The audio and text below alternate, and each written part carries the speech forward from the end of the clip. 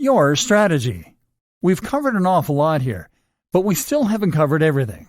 Not by a long shot. We haven't even touched on email marketing, for instance.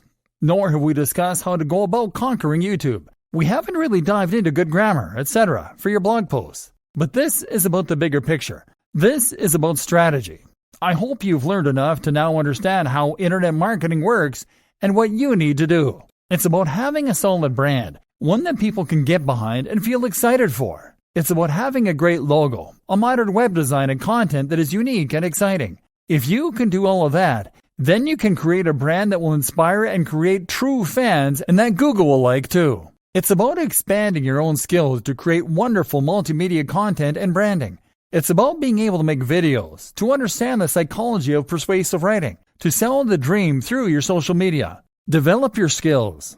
Don't be afraid to step in front of the camera or to network in person to find those opportunities for collaboration. Be a real professional who is proud of your work. And the rest is just implementing a regular steady stream of high-quality content with subtle use of keywords and LSI. It is a matter of getting guest posts on the highest quality websites. It's a matter of sharing your content on social media. That is how you create a cohesive internet marketing strategy.